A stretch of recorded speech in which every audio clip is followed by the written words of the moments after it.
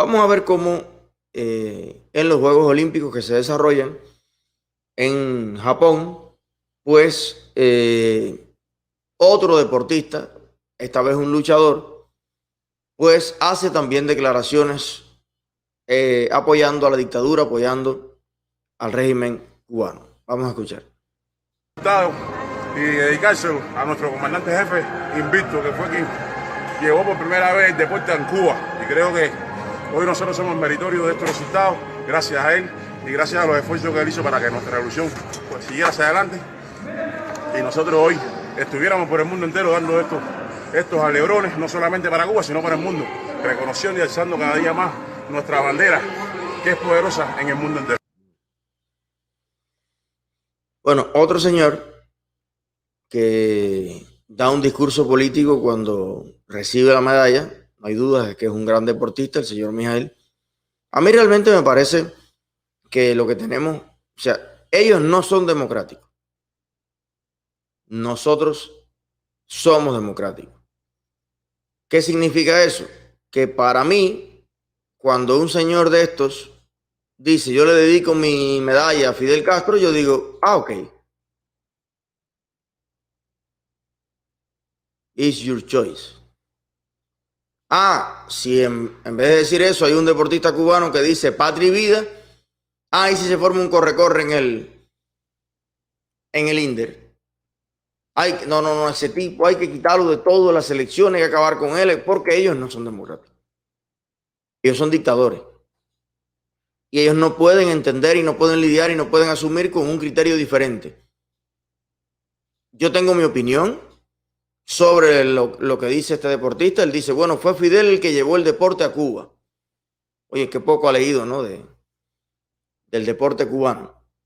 Pero, evidentemente, lo que el señor como deportista ve la sociedad a través de un prisma, que es el deporte, y no se da cuenta que el impulso que Fidel le puso al deporte, en primer lugar, en medio de una guerra fría, es precisamente para potenciar en el mundo las cosas que le dieran más fama a su gobierno.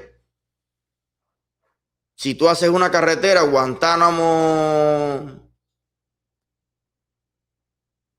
Santiago, bueno, pues eso no es muy relevante, pero si tú coges una medalla olímpica, entonces sí es relevante.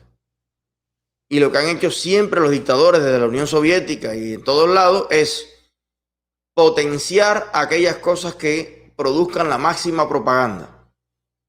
Deporte, cultura, lo otro. Bueno, a costa del deterioro de todas las demás cosas que la sociedad considera básicas. Sin contar que el único que podía inaugurar era Fidel. Fernando, nos acaba de pasar un meme ahora mismo de cómo Fidel lleva el deporte a Cuba. Bueno, mira. Fidel vino del Granma y trajo a los deportistas. Oye, la gente que hace los memes, yo quisiera conocer a todos los que hacen memes. ¿Qué tipo más inteligente? Bueno, como les estaba explicando, no solamente en el deporte, durante todos los años que Fidel estuvo al frente de la dictadura en Cuba, habría que agradecerle todo lo que Fidel inauguró por una sencilla razón. Él tenía el monopolio de la inauguración. El único que podía inaugurar algo en Cuba era Fidel. Yo he conocido personalmente muchos deportistas cubanos que salieron de Cuba y que fueron gloriosos en el mundo entero y que querían hacer en Cuba escuelas de deporte. IDE, ESPA, pero bueno, no con el nombre de IDE ni de ESPA, Instituto Nacional de Béisbol o Escuela de Canotaje Avanzado. Mucha gente la quería hacer y quería invertir y competir libremente en todas las convocatorias, pero la dictadura de Fidel prohibió toda la vida que nadie que no fuera él pudiera atribuirse personalmente crear capacidades en Cuba para realizar deportes. Entonces, la pregunta que yo le haría a Mijail es, ¿quién que no fuera la revolución podía poner una escuela de deporte en Cuba. Entonces, claro que los deportistas tenían que formarse dentro del esquema que la revolución ponía, porque la revolución se atribuyó el derecho de ser el monopolio de todas las cosas. Como mismo los ingenieros que se graduaron, y los arquitectos, y los meteorólogos, y los agrónomos, porque la educación en Cuba pasó a ser de una educación libre donde aportaban las iglesias, donde aportaban los misioneros, donde aportaban los institutos privados, y salían de ahí grandes personalidades del arte, la cultura, la poesía o el deporte. Todo eso Fidel lo exterminó, acabó con una sociedad libre, diversa, donde se contribuía desde muchos esquemas y construyó el monopolio de la educación en Cuba, ya sea deportiva, artística, cultural o académica. Por tanto, como en la China de Mao y todavía en esta China que tienen ahora, como en Corea del Norte, hay que agradecerle a Kim Jong-un todo lo que hay. Y ya es porque todo lo hace Kim Jong-un. No, es porque hay que decir que lo hizo Kim Jong-un. Como si lo hace el coreano, vaya, uno que no tiene nada que ver. No, pero hay que dedicárselo al tipo. Entonces, las personas que no tienen muchas luces, muchas informaciones para contrastar todo esto, para estudiar la historia y ver lo que ha pasado, pues tienen este tipo de criterio que yo se lo respeto mucho, no tengo ningún problema. Mi problema está con que otros deportistas quieran dedicárselo a otra cosa, a la libertad de Cuba, y no le permitan hacerlo. Sé que Canel habló con Mijaíl, Canel habló con el boxeador, lo mismo Maduro. Maduro llamó también a algunos deportistas, algunos no quisieron hablar con él, y así las cosas. Pero bueno, es la opción de Mijaíl, así quedará para la historia, y él sabrá lo que hace. Bueno, dice Fernan que ya tienes el placer de conocer a un memero, que el meme lo hizo él. Bueno. Bienvenido, Fernan, a la industria de los memes. Te quedó muy bueno este. Pero para que ustedes vean cómo el deporte es complicado cuando hay dictaduras de por medio, puede que esto esté más para adelante, pero te agradecería ponerlo ahora. La deportista de Bielorrusia. Hay una deportista bielorrusa que estaba compitiendo en Tokio y que en una de sus entrevistas, Bielorrusia es otra dictadura, donde están los Lukashenko. Entonces es otra dictadura como la de Cuba y la de Venezuela. Este señor Lukashenko es el gran amigo, hermanito de Canel, de Raúl, de Maduro. Bueno, pues querían hacer lo mismo con esa deportista, que agradeciera a Lukashenko y al gobierno de Lukashenko y a Lukashenko, y la deportista en una entrevista criticó pues el autoritarismo de la Comisión Nacional de Deporte de Bielorrusia. Bueno, ¿cuál fue el resultado? Intentaron secuestrarla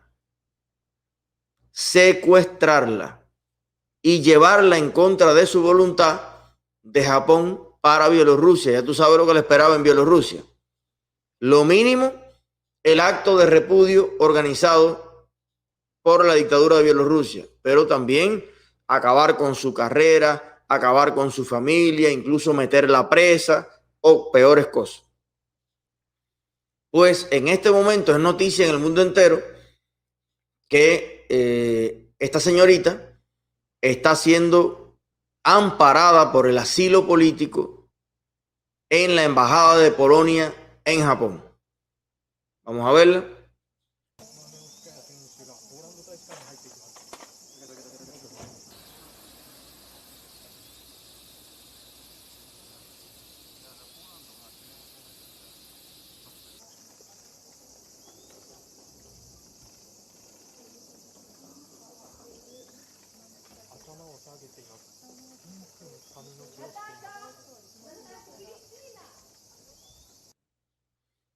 Ahí está la muchacha, una atleta, y tuvo que pedir refugio político en la embajada de Polonia. Le concedieron el refugio de urgencia porque su vida corría peligro, porque no quiso ser parte del chantaje de estar en eso mismo. Porque todas las dictaduras tienen su patria o muerte, que a lo mejor allá en Bielorrusia es viva Lukashenko. Y entonces, bueno, ella que con su esfuerzo, con miles y miles de horas de entrenamiento, de lucha, de talento, de sudor, ha alcanzado tener sus logros. Bueno, pero cuando vives en dictadura, tus logros no son tuyos, ni de tu familia, ni de tu barrio. Los logros son del dictador. Hay una gran diferencia de carácter entre un dictador y un líder democrático. Y se las voy a explicar ahora mismo. El dictador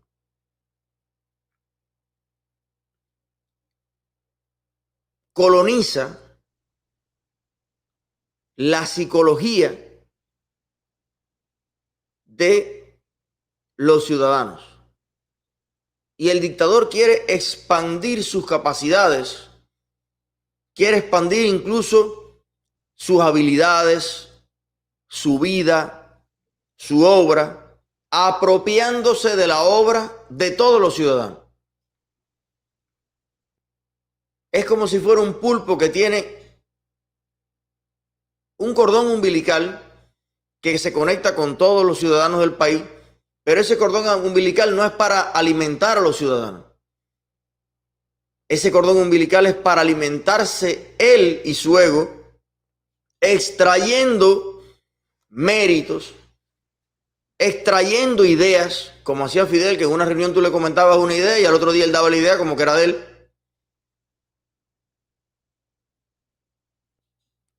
Un líder democrático hace todo lo contrario a eso. El líder democrático tiene una vocación sincera de servicio público. Y lo que hace es tratar de transferir capacidades, crear infraestructura, crear oportunidades.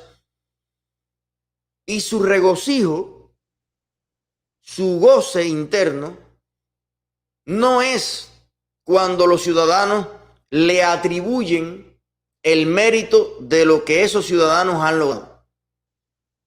El goce interno de un líder democrático es apreciar en silencio, desde su modesto retiro, lo que han podido lograr los ciudadanos,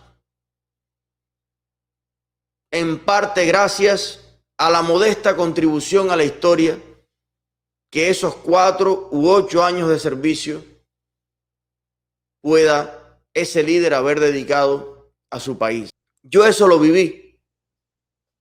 Eso lo viví cuando conocí a Wałęsa en Polonia, en las 2 o 3 ocasiones que pude compartir con él, junto con otros activistas políticos cubanos.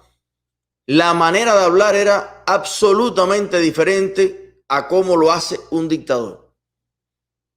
El dictador siempre explica las circunstancias de su país poniéndose a él como centro de esas circunstancias. Cuando yo hablaba le preguntaba, me dirigía y le hacía una pregunta y él la contestaba, siempre ponía, señor Wałęsa, a los polacos y a Polonia y a la capacidad de su pueblo para explicar los logros en educación, en productividad, en industria que había tenido Polonia después que se cayó el muro comunista en ese país. Y decía, bueno, nosotros modestamente hicimos esto, aquello, y eso desató una fuerza que estaba aguantada, amarrada, llena de frustración y de miedo, de tristeza. Y cuando los polacos se sintieron libres,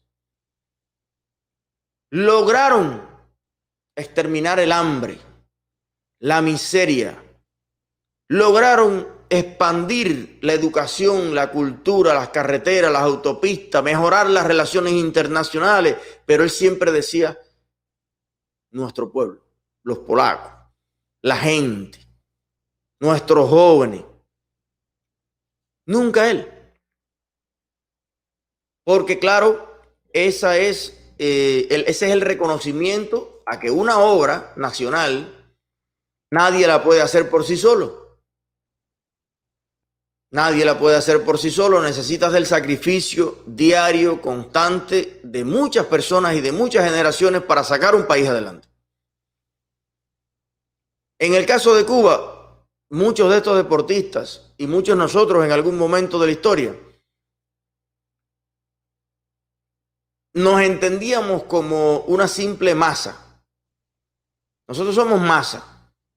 Ninguno puede competir con la inteligencia de Fidel, con la bravura de Fidel, con la sagacidad de Fidel, con la capacidad de Fidel de ir al futuro y adelantarse. Y coño, si iba al futuro y se adelantaba, ¿por qué no se dio cuenta que no había llegado el barco de algodón para que hicieran las íntimas de ese mes? Si iba al futuro y se adelantaba, ¿cómo no vio que al acabar con los bosques de Cuba para sembrar caña iba a acabar con los terrenos? Y hoy no íbamos a tener las tierras tan productivas como las necesitamos. ¿O cómo no se dio cuenta que metiendo el ganado que trajeron de Canadá iba a llenar a Cuba de marabú? ¿Cómo no se dio cuenta que adoctrinando a los jóvenes y evitando que pensaran por sí mismos íbamos a tener un país sin criterio crítico y personas sin aspiraciones y sin sueños, que para lograrlo entonces iban a tener que ir de Cuba? ¿Cómo no se dio cuenta? ¿Y cómo no se dio cuenta? ¿Y cómo no se dio cuenta? Bueno, porque era mentira. Fidel Castro no tenía ninguna habilidad sobrenatural. Fidel Castro no tenía ninguna cosa que no puedan haber tenido millones de cubanos también.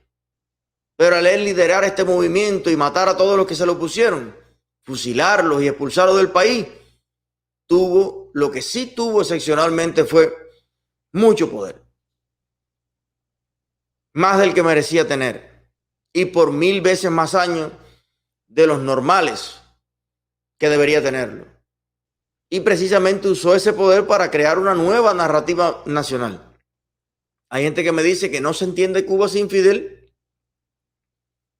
Que Fidel es Cuba, el caimán barbudo. Bueno, yo creo que lo que Fidel tenía era una gran debilidad, como tienen todos estos dictadores, megalómanos, y que tienen una gran desconfianza de todo el mundo, especialmente de ellos mismos, y necesitan diariamente la adulación, necesitan diariamente el aplauso, necesitan el comprobar el reconocimiento y que todo el mundo lo hace y lo quiere y lo adora y tal. Y si Fidel hubiera sido medianamente confiado en sí mismo, en su programa, en sus ideas, oye, hubiera ido a elecciones, lo mínimo. Hubiese permitido que otros cubanos tuvieran la oportunidad de proponer, de hacer, de construir.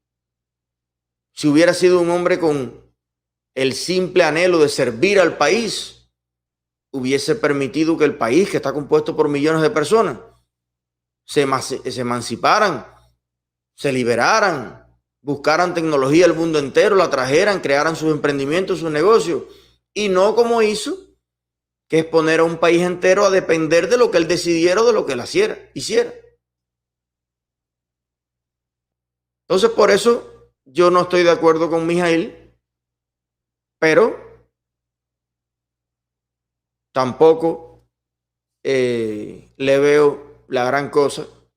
Si Mijaíl quiere dentro de 10 o 20 años seguir diciendo que le dedica eso, bueno, como habrá algún español que le dedique los triunfos a Franco, los triunfos, o habrá algún chileno que le dedique el triunfo a Pinochet. Es su problema. Y hablando de los Juegos Olímpicos, hay algo que sucedió hace un tiempo, allá por el 2012, y que se ha convertido en un símbolo y en algo bien hermoso. que me gustaría compartir con ustedes porque es un mensaje en el que realmente creo. Y vamos a compartirlo para que vean cómo el deporte también es símbolo para los valores, para la vida, cómo la competencia sana que se da en unos Juegos Olímpicos y sobre todo estos ejemplos debieran ser aplicados a todas las cosas en la vida.